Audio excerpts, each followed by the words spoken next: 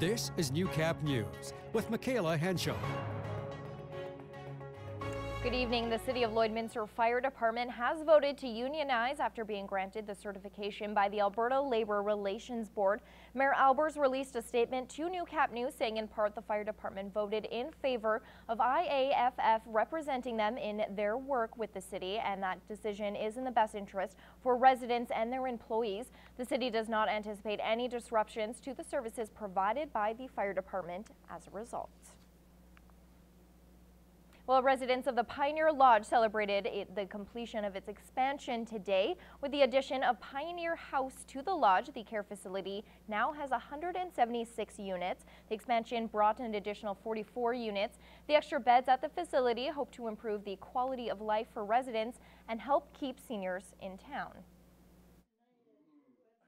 When you see our seniors with their family and their grandkids, and those visits just wouldn't have happened as often if it wasn't for this foundation and for this facility. Although this expansion has reduced wait time, Bell says lack of vacancy for seniors in extended care is an ongoing issue. The board really was hoping that we would have a couple of empty rooms for maybe even a year or two. It lasted weeks, and now there's a waiting list again. $16 million from the Alberta government and $2 million from other donors was used to fund the expansion. Well, today marks the first day of Ramadan this year, and as our Brett Holden explains, the celebration may feel a little different for some.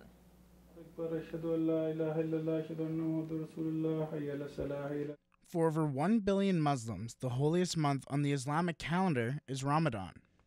It actually teaches you self-control, discipline, and above all, it actually teaches you the awareness of hundreds of thousands of people who are less fortunate, who do not or could not afford their meal. Ramadan is a time for worship and spiritual reflection. And during this time, Muslims will fast, only eating between dusk until dawn. So Islam teaches us to care about them as well. And we cannot care when we do not know how does it feel. So that is why Muslims fast from sunrise to sunset. Ramadan has been celebrated for over 1,400 years. Yet for some, this year's celebration may be a little different, possibly even more important than in the past.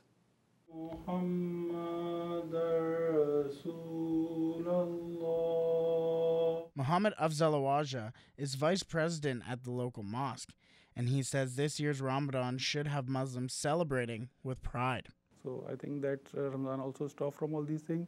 Ramadan also stopped from fighting, wars and other stuff. In this month, I think it's not allowed for the Muslim to do all these wars and other stuff, and just spend your time in prayers and charity and other good works. According to Afzalawaja, staying true to the celebration is the most important part of this year's celebration. That's, I think, in all over the world. All our charities, like if you are doing prayer, it's also a part of charity. If you are spending money, it's also charity. If you are spending your time, it's also a part of charity. So that, I think, that's it's months of charity, you can say also. Brett Holden, Newcap News. Well, another aspect of Ag Education Day was the role of young presenters, and Gerard Lampow meets a young shepherd who is making her mark showing sheep. It's a girl. 8-year-old Atlee is a member of the Jeunesse 4-H Club. While she has been in 4-H for 3 years and enjoys riding a quarter horse, she's really into sheep.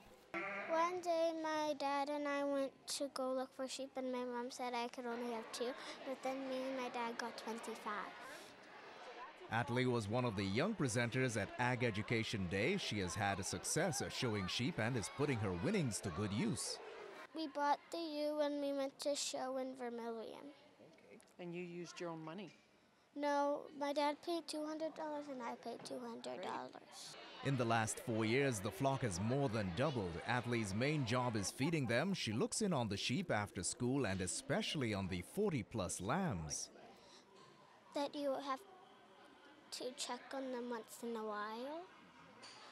And you have to make sure that the babies haven't got stepped on. Apart from sharing her knowledge with other kids, she likes being in the ring. I got first a few times, that gives you like $200. And then I got last once because the first day he was just judging them tallest to shortest because how they looked. And I got first in one of those because her lamb was really big. Atlee intends to press on with her winning ways. Yeah, you get ribbons, but not a trophy. Gerard Lampow, Newcap News. Well, a family from Grand Prairie is walking across the country in a new venture called Can Survive Walk 2018. The goal is to raise $100 million for awareness and education regarding those affected by cancer, while also encouraging physical activity. Our Josh Ryan has more in this week's Healthy Living.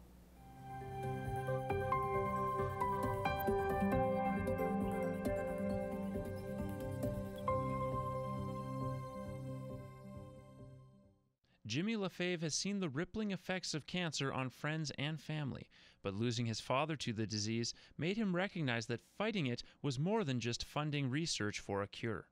I knew I wanted to do something, and I didn't really know what for a long time, and it took me a little while to kind of put it all together. Lefebvre, along with his wife, mother, and 3 children, is traveling from Grand Prairie to PEI, a more than 5,700-kilometer walk to raise funding as well as encourage physical activity. If I can help one person get up off the couch, so to speak, and live a healthier lifestyle or make some changes to their lifestyle so that they can live, so we can live a little bit longer, so that we can help ourselves survive that if we do have that battle with cancer, then it's a big win for me. Walking nearly 8 hours each day has reinforced its benefits. Whether it's weightlifting, whether it's just a cardio exercise, just something, going out for a walk just to clear your mind, to eliminate some of that stress, to just feel better. After a couple of hard days for the joints, Lefebvre has been conditioned to the routine.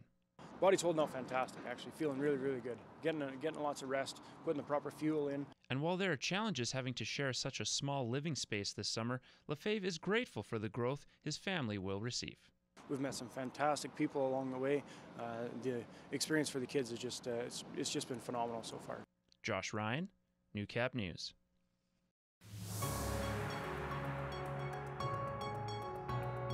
This is Newcap Sports.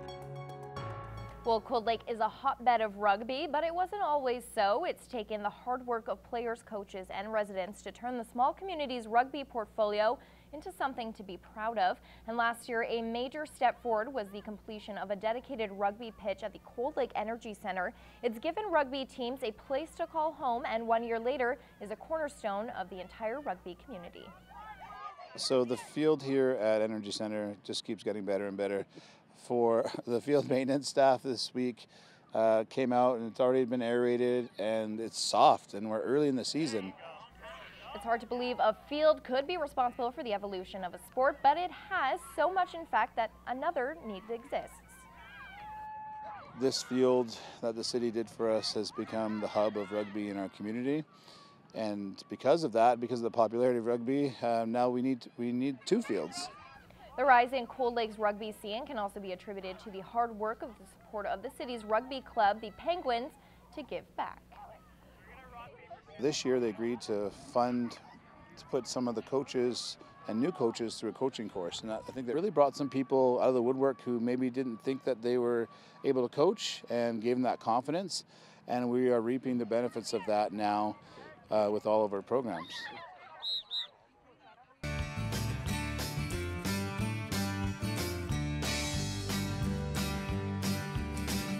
Well, when it comes to family dynamics and managing the farm, the phrase "I have a brother" changes meaning depending on the intonation. In this week's Agriculture Report, Gerard Lampow gets some insight from a farm family coach.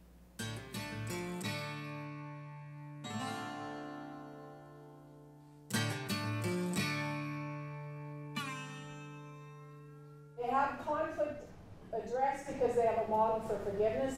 A strategy for diffusing tensions on the family farm is one of the tools Elaine Fraze unpacks from her farm family coaching kit. The elder brother syndrome arises when some farmers automatically anoint the firstborn as the one that's going to take over the farm. I say that You really need to match the skill sets and passions to the jobs required on your farm and hire out for the gaps in skills that are missing. On her family operation, she says her husband manages and her son specializes in sales, but they hire out on the mechanical side. Also, some 28% of Canadian farm operators are women. I've met some very strong women in agriculture who are in their early 30s and are farming with a brother, but the interesting thing is that the brother's skill set may typically, in these two scenarios I'm thinking of, goes towards the mechanical side and hands-on and operation side, which is very important. Everybody's role is important. But for the women, it's the managerial, administration, production, operational decision-making that's important, the overall management of the farm. Fraze asks her farm families to look at their core values as they decide how to move forward with a family business vision for the farm. Everyone's work ethic is different and tension builds where one sibling works harder than the next. Another phrase that pays that I use is, you get the behavior that you accept. And so my question to the brothers is, why haven't you sat down and talked about this? Secondly, why haven't you been tracking your hours? Because data is factual, and I've had farm families actually do that to solve this conflict. Productivity is also affected by age. What you can do is figure out how the aging brother needs something different in terms of time and compensation, like I mentioned before, and also not let the resentment build up, because younger brothers who may not take responsibility for their actions might just need some maturing time. Gerard Lampow, Newcap News.